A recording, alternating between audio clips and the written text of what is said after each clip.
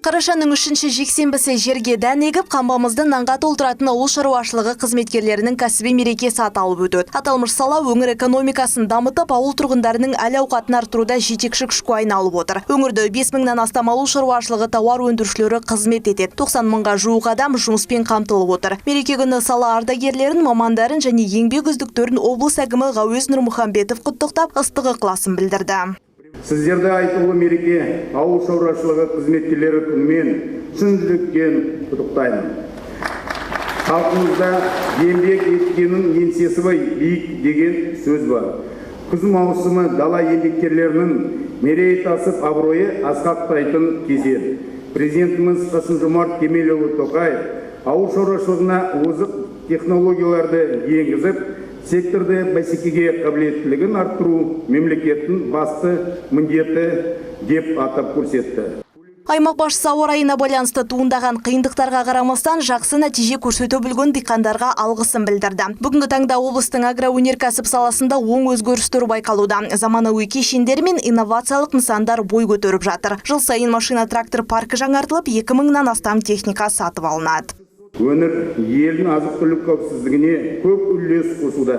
Біз әлеуметтік маңызы бар азық-түлік тауарларының 19 атауының 15-ін өндіреміз. 10 айдың қорытындысы бойынша ауыл шаруашылығы өнімдерін 775 миллиард теңгеге көп өндірдік. Елдің азық-түлік қауіпсіздігі мен халықтың өмір сүру деңгейін қамтамасыз етіп отырған саланың барлық қызметкерлерінің кәсіби мерекемен құттықтаймын.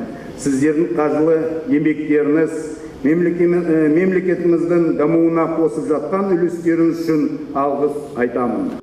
Ауыл шаруашылығы саласын дамытуға сүбелі үлес қосып жатқан жандардың еңбегі еленді. Агроном Тайынша жауапкершілігі шектеулі серіктестігінің директоры Жұмағали Ғабдуллин өз компаниясының негізін 1991 жылы қалаған. Солтүстіктің даласын сары алтынға толтырып келе жатқан жан бүгінді еңбек ардагері медаліне ие болып отыр. Очень благодарен за... Біздің еңбегіміз атап өтіліп жатқанына өте ризамын. Айта кету керек, бұл жалғыз менің наградам емес. Бұл бүкіл ұжымның еңбегі. Барлығына бірге қол жеткіздік. Бұл істер бір кездері отбасымен, жақын жандармен бастаған едім. 1991 жылдан бастап бүгінгі күнге дейін бірігіп, жұмыла жұмыс атқарып келе жатырмыз. Кәсіпті берік ұстанып, ұрпақтан ұрпаққа жалғап келе жатқандардың бірі Бұланбай шаруа қожалығының механизаторы Мәмбет Қазиев. Ер адам ауыл шаруашылығы саласында 40 жылдан астам уақыт қызмет етіп келеді. Атаулы дата күні диқан ауыл шаруашылығы министрлігінің құрмет грамотасына лайық деп бағаланды. 80 жылдан бері жұмыс істеп келем. Совет үкіметі кезінде істедім. Сосын 96-дан бері осы Бұланбай ауыл шаруашылығында істеп келе жатырмын. Содан бері сонда істеп келе жатырмын. Енді жұмыс қалай айтайын, бәрі жақсы. Енді жылдан жылға алға басып жатырмыз. Біздің де еңбегіміз алға баса берсін. Жұмысымыз әрдайым жеміс туып, Қазақстанымыз осылай алға өрши берсін. Марапаттау рәсімінен кейін салтанатты жиын концерттік бағдарламаға ұласты.